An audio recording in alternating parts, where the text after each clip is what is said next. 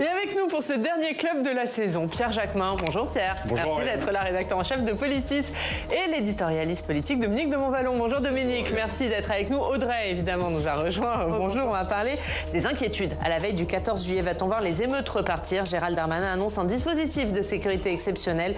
Emmanuel Macron promet d'agir avec la plus grande détermination en cas de débordement. Et puis Emmanuel Macron saisira-t-il la main tendue par Laurent Wauquiez? Ce matin, dans le Figaro, il appelle le président de la République à une forme d'union sacrée, à dépasser temporairement les divisions et s'entendre sur de grands textes. Alors cette prise de position changera-t-elle la donne chez les Républicains? Vous nous direz ce que vous en pensez. Puis à la fin de ce club, on prendra de la hauteur. On verra comment la patrouille de France se prépare au défilé aérien de demain. Mais d'abord, on regarde l'actualité dans nos régions.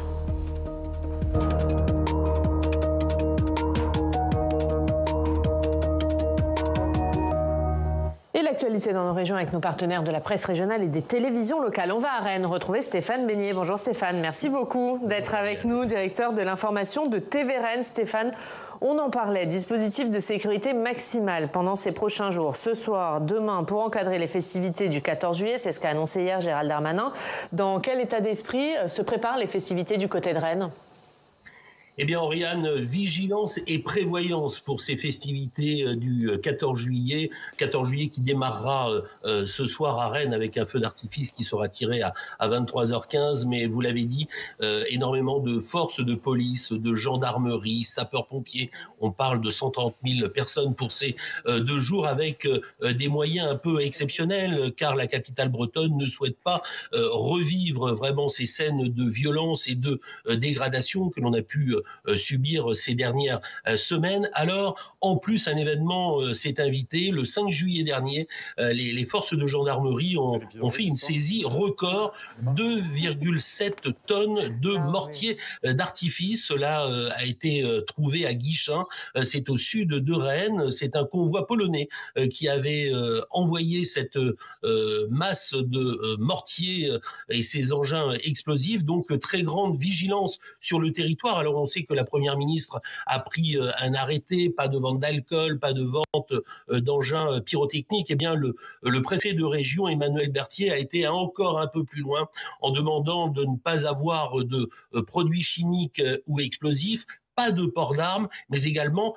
pas d'alcool sur la voie publique. Voilà un peu la tonalité de ces festivités du 14 juillet. On veut vraiment faire très attention et vraiment réagir dès le moindre problème. Alors, sachez juste, si vous venez ce soir en Bretagne, feu d'artifice au stade de la Mélangerie à Rennes à 23h15, à Saint-Malo sur la plage du Sillon demain vendredi, tout comme à Fougères, vraiment tiré depuis le château. Quant à la ville de Vitré, elle n'a pas souhaité cette année proposer à ses habitants et aux spectateurs un feu d'artifice. Merci Stéphane. Juste, elle n'a pas souhaité le proposer en lien avec ces émeutes, c'est ça ? Oui, bien sûr, oui, pour ne pas poser de problème. On le sait que Vitré est le feu d'artifice est tiré dans le centre-ville. Il y a un château, il y a vraiment de très vieux bâtiments classés. Donc vraiment attention, pas de problème, pas d'incendie. Et on a préféré remettre à l'année prochaine les festivités. Merci Stéphane Beignet d'avoir été avec nous ce matin et durant toute cette saison. On vous retrouve évidemment avec grand plaisir à la rentrée. Merci beaucoup d'avoir été avec nous. Alors Stéphane nous le rappelait, dispositif annoncé hier par Gérald Darmanin. Dimanche dans Le Parisien, Elisabeth Borne avait déjà annoncé des mesures sur pas de vente, pas de transport de mortiers. L'inquiétude est maximale au gouvernement, Dominique de Montvalon. L'inquiétude est forte et c'est le moins qu'on puisse attendre du gouvernement. Vous savez, ce qui me paraît se passer, c'est que, au fond, plus les jours passent par rapport aux journées, ou à la journée, enfin même au pluriel, d'émeutes et de pillages, plus, au fond, les Français prennent conscience de la gravité de ce qui s'est passé à ce moment-là. Et au fond, leur cri du cœur, c'est plus jamais ça. Mais c'est une chose de le dire, c'est une autre de le ressentir. Après, concrètement, on ne sait pas. On ne sait pas, et donc il y a des mesures qui ont été prises par Elisabeth Borne et par Gérald Darmanin. Ils ont raison, Pierre Jacquemin, ce sont les bonnes mesures ?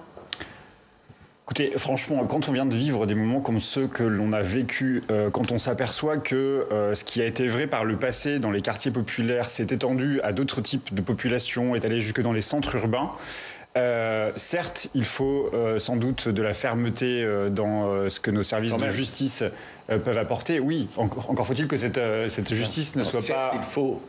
Non, mais certes, il le faut. Fermeté, mais ce serait bien que la bon. fermeté soit la même pour toutes les personnes qui sont amenées à être devant les tribunaux. Et c'est aussi ce sentiment de justice à deux vitesses. Non, restez sur votre sujet. Voilà, on va rester sur le sujet pour qu'au moins sur cette dernière émission, nous soyons à peu près d'accord avec Dominique.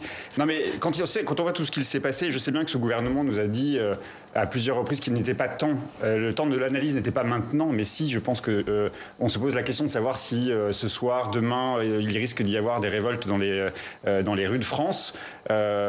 C'est pas à une échéance aussi court-termiste que l'on doit réfléchir. Le gouvernement devrait se positionner sur une échelle de dizaines d'années, parce que ce qui se passe dans les quartiers, c'est tous les jours. La violence ressentie par les gens qui vivent dans les quartiers, elle est réelle tous les jours. Donc nous, on ne voit et on ne commente que des faits quand il y a des violences, quand des voitures brûlent. C'est le seul moment où les médias s'intéressent à peu près à ce qui se passe dans la vie de ces quartiers. Or, tous les jours, la violence, elle est présente dans ces quartiers. Donc ça ne peut pas s'arrêter et demain ou ce soir. C'est sur du très long terme que l'on doit réfléchir. Écoutez, franchement, même Emmanuel Macron, quand il commence à être président de la République, prend une décision qui va être, à mon avis, catastrophique pour la suite de la vie des quartiers populaires. Souvenez-vous, à l'été 2017, il prend la décision de couper 10% des budgets alloués aux associations des quartiers populaires. Ça commence là, l'histoire. C'est pas parce qu'Emmanuel Macron a pris sa décision qu'on en est là aujourd'hui. Les pillages de pharmacie, les pillages de commerce de tous ordres et tout, ça commence. Vous vous rendez avec compte qu'il y a à peu près 14 jours, il y a un jeune homme qui est mort et on en est à parler des pillages. C'est ça qui est dramatique, c'est qu'on...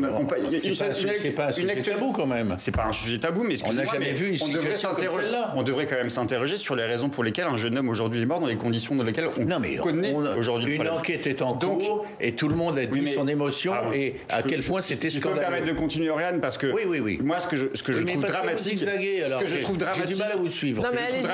Ce que je trouve dramatique, c'est que certes, il faut parler d'ordre, certes, il faut parler de sécurité. Tout le monde a besoin de sécurité. Tout le monde veut pouvoir aller chercher son pain, emmener ses enfants dans la cour d'école ou ses enfants faire le manège en bas de son immeuble ou en bas de chez soi. Tout le monde. Mais tant qu'on ne voudra pas voir ce qui est sous nos yeux, même les organisations internationales le disent, l'ONU le dit, le racisme dans la police. Combien de fois un jeune de quartier est-il arrêté par jour par délit de faciès? Combien de fois? Pourquoi les jeunes des quartiers n'accèdent pas aux mêmes emplois que la jeunesse de France? 20% des habitants, 20% de la jeunesse de France vit dans ces quartiers. Pourquoi les services publics ne sont pas aussi bien dotés, y compris ceux de la police, dans les quartiers populaires? Tant qu'on ne s'attaquera pas à ça, il y aura toujours ce sentiment de relégation qui créera de la colère. Juste un mot. J'ai l'impression que vous êtes, ce qui n'est pas le cas formellement, un électeur du maire de Lyon. Puisque le maire de Lyon n'a pas hésité à dire « nous sommes tous un peu racistes ». C'est quand même énorme. Il a raison. Il a raison. Je vous avais bien situé là où il fallait. Non, attendez, on va arrêter d'être maso, non, quand même? Non, je pense qu'il a raison. On va combattre les mots MAUX là où ils sont, les drames quand ils surviennent, et on va faire en sorte que la France reste la France, mais nous sommes tous un peu racistes. C'est une des déclarations les plus scandaleuses que j'ai entendues. 13 morts en l'espace de 3 ans, sur des présomptions de délit de refus d'obtempérer, pardon. 13. OK. Il s'appelle Amin, Naël, Abdelkader. Vous avez fait la liste des victimes du trafic de drogue? Je vous parle d'un sujet... Non mais d'accord. Après, on va revenir aux festivités du 14 juillet. Est-ce que ça justifie, une mort? Et est-ce qu'on peut se poser la question de pourquoi il s'appelait Abdelkader, pourquoi ils étaient noirs, pourquoi ils étaient d'origine arabe, on peut se poser cette question?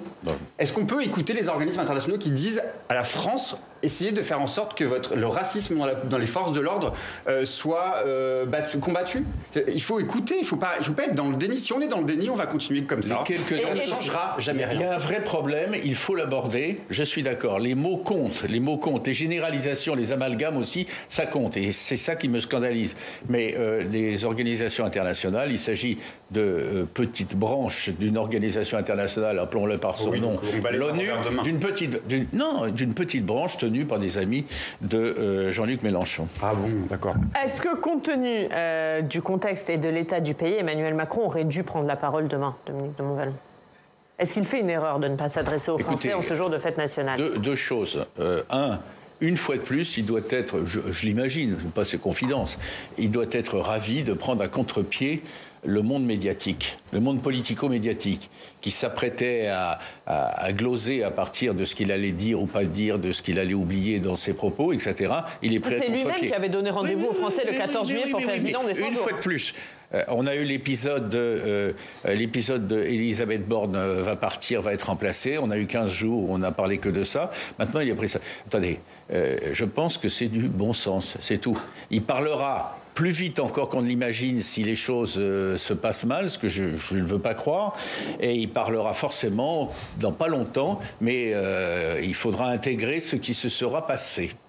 Pierre. C'est marrant parce que le bon sens de Dominique n'est visiblement pas le bon sens de Pierre Jacquemin. Donc c'est étonnant. Cette référence au bon sens me fera toujours beaucoup rire. Le bon sens, c'est pas mal. Plutôt bon que les discours idéologiques, moi je trouve ça pas mal. Il y a un bon sens par habitant dans ce pays, par habitant de cette planète. Vous voyez bien que le bon sens, ça n'a pas de sens. On est quelques-uns à partager un peu la même approche du bon sens. Ça s'appelle les idées. Ça s'appelle les idées. Ça s'appelle les idées, le débat démocratique. Oui. Donc en appeler au bon sens. Appelons-le les idées. Ça me fait pas peur. Oui, mais vos idées ne sont pas forcément le bon sens. Enfin bref, peu importe. Mais est-ce qu'Emmanuel Macron aurait dû... ne sont pas forcément les vôtres, mais ça on est d'accord. Est-ce qu'Emmanuel Macron aurait dû parler? C'est toujours utile d'entendre un président de la République s'expliquer ou en tout cas donner des éléments de compréhension et de réponse après des événements comme ceux que l'on vient de vivre. Toutes les strates de la société française ont été impactées d'une certaine manière par ce qu'il s'est passé. Donc oui, encore faut-il qu'il ait des choses à dire. Il ne s'agit pas juste de dire, comme certains de ses ministres l'ont dit, le temps n'est pas à l'analyse, il faut punir, enfin voilà, il faut sortir. Enfin, c'est des réponses qui sont trop faciles. Donc effectivement, peut-être qu'il doit prendre 2-3 jours de plus pour pouvoir s'exprimer et attendre que... C'est sûr que s'il doit avoir un discours de concorde ce soir ou demain soir et que dans la même soirée la France est à feu et à sang parce que voilà le bon sens qui revient. C'est pas le bon sens. Il était sorti par la porte, il revient par la fenêtre. C'est juste de la stratégie et de la communication politique. Ça aurait pu. Rien n'empêche qu'il puisse s'exprimer comme le veut la tradition. Ça vous manque qu'il parle pas le 14 juillet, mais peut-être le 17, le 18 et le 19. Ça va vous frustrer? Non, cher Dominique, ça me frustrera pas. Mais non, parce que vous auriez pu dire encore Macron, toujours à côté de la plaque. Là, vous allez être un peu frustré. Moi, je suis toujours attentif dès qu'il y a une parole du président de la République. Vous êtes attentif pour dire ce que je viens de dire. Il n'est pas avare en mots et en sorties fâcheuses, mais là, compte tenu de la crise que l'on vient de traverser, oui, je pense que sa parole est attendue. De toute façon, le problème n'est pas Macron seulement, mais l'ensemble des Français face à une crise qui est gravissime. Oui. Alors, il y en a un qui est sorti du silence et qui a pris la parole, c'est Laurent Wauquiez. Ce matin, dans un entretien accordé au Figaro, il parle des violences urbaines. Audrey, il donne l'impression qu'il veut prendre un peu de hauteur. Oui, certains pourraient même voir cela comme une préparation à une potentielle candidature pour 2027. Laurent Wauquiez se rappelle à notre bon souvenir et cite tout de même 3 philosophes, Platon, Bourdieu et Derrida, le professeur Legendre et même Georges Clemenceau pour expliquer et commenter les violences qui ont suivi la mort du jeune Naël. De la hauteur et des termes chocs, selon lui, ces émeutes sont le symptôme spectaculaire d'un mal beaucoup plus profond qui touche notre pays, la désintégration de l'État et de la nation, et d'ajouter les 2 seules figures de l'autorité qui subsistent dans les quartiers sont les caïds et l'imam. Le président de la région Auvergne-Rhône-Alpes qui fait aussi des propositions. Il appelle à l'union sacrée autour du chef de l'État, sans volonté de coalition, précise-t-il juste après, mais autour de plusieurs grandes idées. Je vais vous donner la citation exacte. Bon, c'est un peu long, mais ça permet de bien se rendre compte. Dans l'intérêt de la nation, il revient au président de la République de mobiliser une forme d'union sacrée autour de mesures décisives. Ma démarche n'est en aucun cas une démarche de coalition, de négociation ni de compromission. Mais après une telle crise, nous devons être capables de dépasser temporairement les divisions et de nous entendre sur quelques mesures fortes soutenues par une écrasante majorité des Français. Il en appelle aussi à faire appel au Parlement ou même à un référendum. On va parler de ces propositions dans quelques secondes. D'abord, Dominique, mais sur cette phrase, cet appel à l'union sacrée, c'est surprenant de la part de Laurent Wauquiez? C'est nouveau. En tout cas, c'est totalement nouveau de sa part. Mais si on se place dans le monde, j'aime pas le mot, mais je vais le dire pour être clair, politicien, des partis politiques, etc. Il a été imprudent, il est jugé imprudent, il va trop loin, on n'a pas vu, chacun dépend un peu son bout de gras, etc. Mais il faut prendre en compte la réalité d'aujourd'hui, et ça dépasse tout à fait le destin d'Emmanuel Macron, je le dis au passage. Hein. Mais le défi d'aujourd'hui, c'est que les Français sont extrêmement inquiets se posent des questions sur, vous vous rendez compte, même sur l'avenir du pays, la capacité que nous avons ou pas de continuer à vivre ensemble. Réponse oui, on y arrivera, c'est compliqué. Et donc, en ce sens, c'est un exercice compliqué. Il ne veut pas se laisser tacler par ses propres amis en disant il va voir Macron, ils ont dû se parler ensemble, ou bien il va proposer ses services. Mais il a raison de dire que si ça continue, même un ton en dessous, je ne vais pas dramatiser, mais si ça devait continuer, étant donné la gravité des enjeux, il y a un moment où il faudra quitter les petites combinations partisanes qui ne servent que certains, et il faudra avoir la capacité qu'on a, ou que les uns et les autres ont ou n'ont pas, effectivement de faire. Alors, union sacrée, ça renvoie presque à 14-18, enfin ça renvoie à des périodes très anciennes, mais bon... En tout cas, c'est sa façon à lui.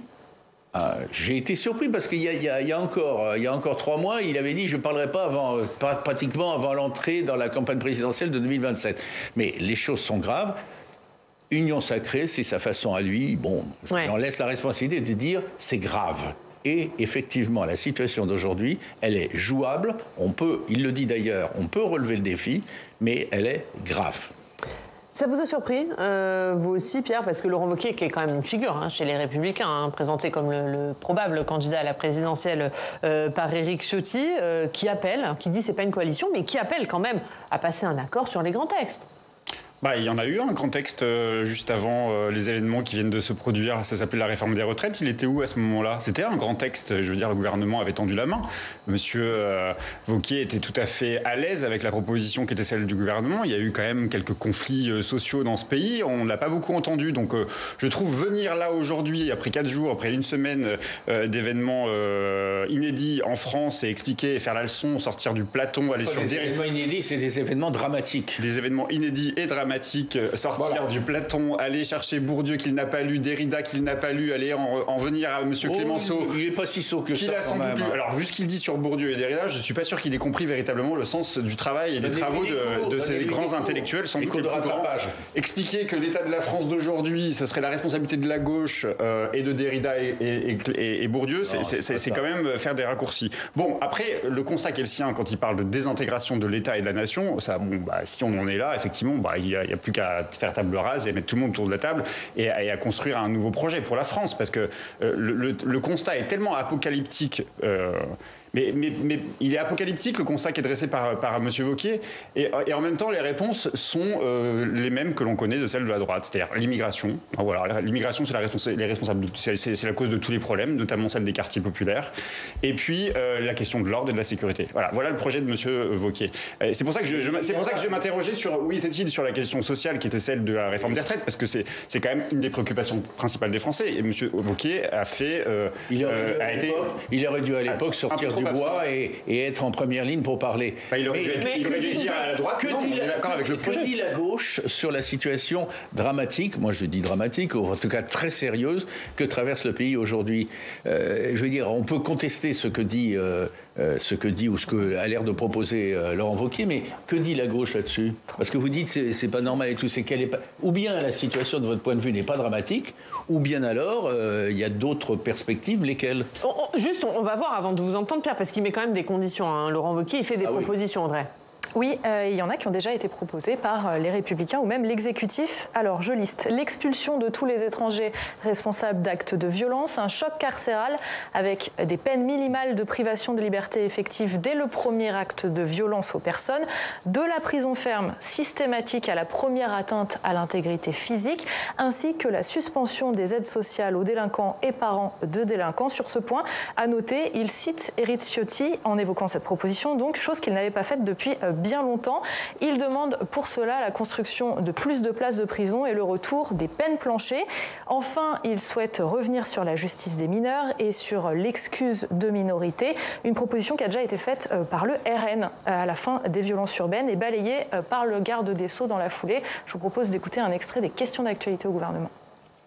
À quel moment allez-vous entendre nos propositions, comme celle de revenir sur l'excuse de minorité pour les mineurs ou les allocations familiales pour les familles de délinquants?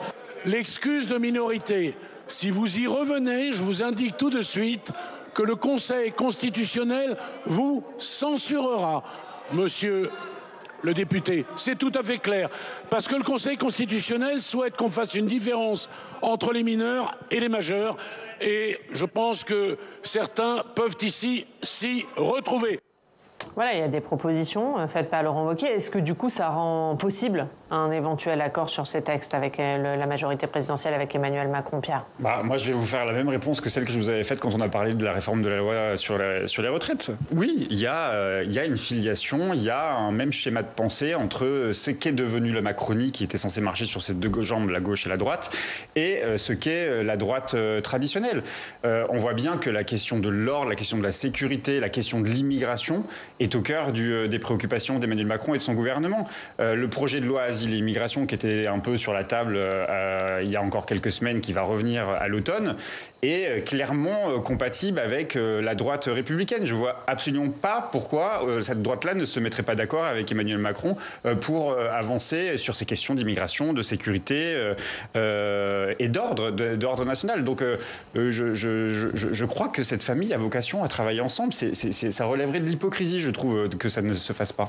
Et les deux y ont intérêt, à la fois Emmanuel Macron et à la fois les LR et Laurent Wauquiez, Dominique. C'est un marieur. C'est un marieur. Avec plaisir, moi je suis pour. Qu'est-ce que vous faites d'un côté? Il est passé de futur candidat à la présidentielle à marieur, Pierre, avec vous. Mais je suis pour la transparence. Non, mais comme vous, Dominique, je suis pour la transparence. Il faut qu'ils arrêtent de nous raconter des histoires qu'ils ne sont pas d'accord. Ils sont évidemment d'accord. La question, c'est... La seule chose que... Non, le propos que vous avez résumé, au meilleur sens du terme, de Laurent Wauquiez est un propos très hard et très dur. Mais c'est un propos... Je me retrouve dans la situation de décrypter le Laurent Wauquiez. J'aurais pas cru, mais après tout, je vais jusqu'au bout. C'est un propos pour négocier. Je veux dire, c'est pas prendre du Laurent Wauquiez à 100% et on fait un accord. Dans ce cas-là, le problème est résolu par définition. C'est essayons de trouver un compromis. Mais si jamais la situation française continue à se dégrader, notamment en termes de sécurité, je ne vais pas y revenir, ça deviendrait irrésistible. Et 20 secondes pour conclure. Vous avez relevé quand même que dans son interview, il avait quand même un chemin d'espoir. Le chemin d'espoir qui est cette fameuse méritocratie. Et il va même très loin sur la méritocratie. Il dit il faut féliciter, il faut encourager les enfants dès le plus jeune âge, dès le CP, qui serait méritocratique. C'est quoi le mérite quand on a 5, 6 ans, franchement, Dominique? Non mais c'est absurde, le mérite n'existe pas, c'est une illusion totale et c'est le fantasme de cette droite qui voudrait faire croire qu'il y a des enfants qui sont plus méritants que d'autres. C'est insupportable. Franchement, elle est très pénible à lire cette interview. Le mérite existe, encore faut-il décliner habilement et par On va terminer sur de belles images. Oui. Là-dessus, vous serez d'accord. Demain, la patrouille de France ouvrira le traditionnel défilé aérien sur les Champs-Élysées. Alors, comment se sont-ils préparés? Jonathan Dupriez nous emmène sur leur base à Salon de Provence, dans les Bouches-du-Rhône. On regarde. Les fumigènes tricolores fendent le ciel de Salon de Provence. C'est ici, sur la base aérienne 701, que s'entraîne à l'année la patrouille de France, qui vient de souffler ses 70 bougies. C'est une unité qui est spécialisée dans la voltige acrobatique en patrouille, en basse altitude. Et au-delà de cette mission technique, elle est aussi là pour porter les ailes françaises, l'excellence à la française et les valeurs des aviateurs et des militaires en général. Quand vient l'été, la patrouille enchaîne les meetings et donc les entraînements pour les préparer. Ce jour-là, l'unité doit s'entraîner pour un gala de l'école de l'air. Et chose rare, elle réalise son briefing en public. C'est notre préparation mentale. Ça nous permet de nous mettre dans notre bulle. Je vous demande de bien couper vos téléphones portables et d'être le plus calme possible. Dans l'unité, 8 aviateurs titulaires et le remplaçant se voient affublés d'un nom de code, Athos, numéroté de 1 à 9, qui correspond à leur position en vol, mais aussi à l'état d'esprit de la patrouille. Athos, c'est un indicatif. Tous les escadrons, toutes les unités militaires en ont un. C'est en référence à la fameuse devise des mousquetaires, un pour tous, tous pour un. Voilà, l'esprit d'équipe. Tous ont beau être des pilotes de chasse chevronnés, 1500 heures de vol minimum, leurs repères sont bouleversés au sein de l'unité. Car dans les airs, ils doivent ne faire qu'un, et au sol, apprendre les nouveaux rituels propres à l'équipe, notamment la musique. Cadence bien, cadence encore, cadence mieux, cadence plus. Je rends du trim, mais je dégauche une main.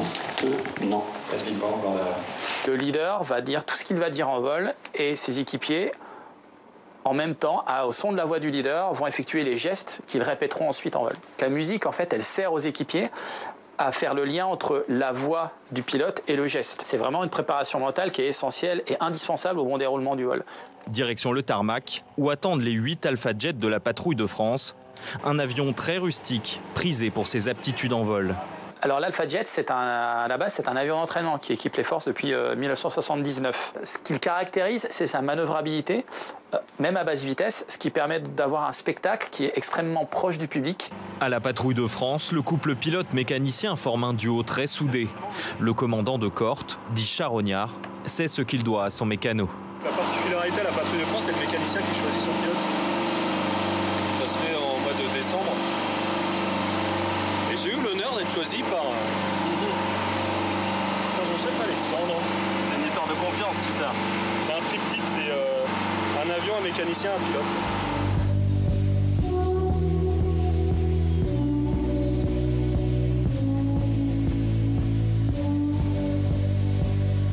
Les appareils s'élancent.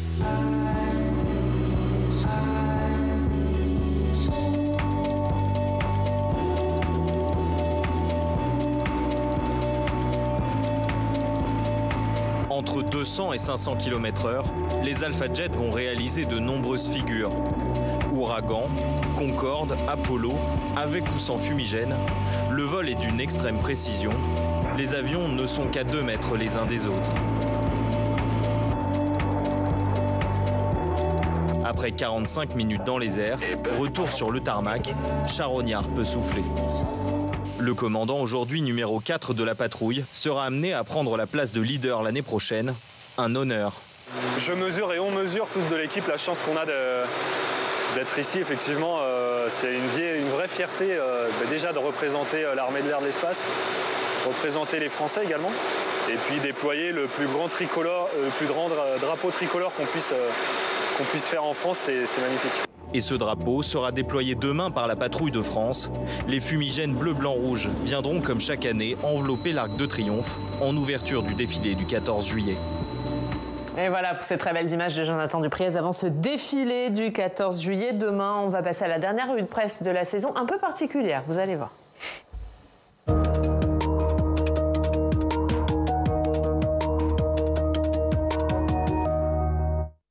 C'est à vous que revient l'honneur de faire la dernière revue de presse de la saison. Oui, on va deviner les thèmes en musique. On va commencer par le premier thème. Attention, ça va aller très vite, mais c'est assez facile. Je vous propose de jouer avec moi, vous allez deviner le thème. On écoute. Si ça part. Si ça part. Parce que là, du coup, ça casse le jeu.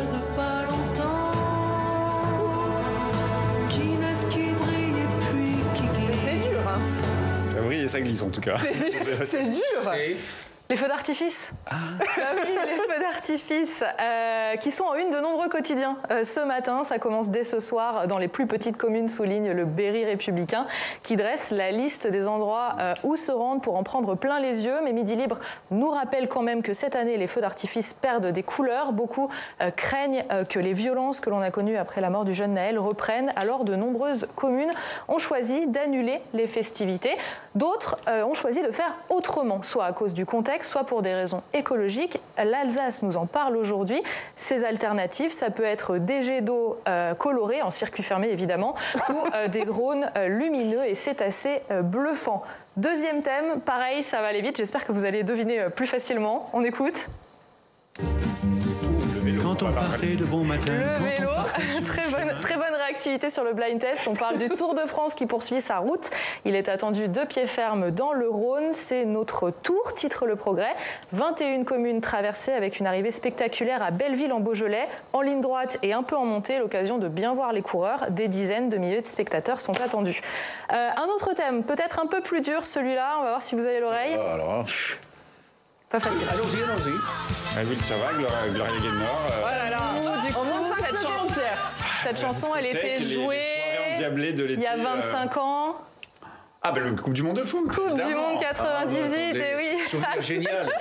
C'est la Provence qui revient 25 ans en arrière avec une interview de plusieurs champions du monde. Zinedine Zidane, évidemment, qui a invité Fabien Barthez, Vicente Lizarazu, Didier Deschamps, Christian Carambeu et Bernard Diomède.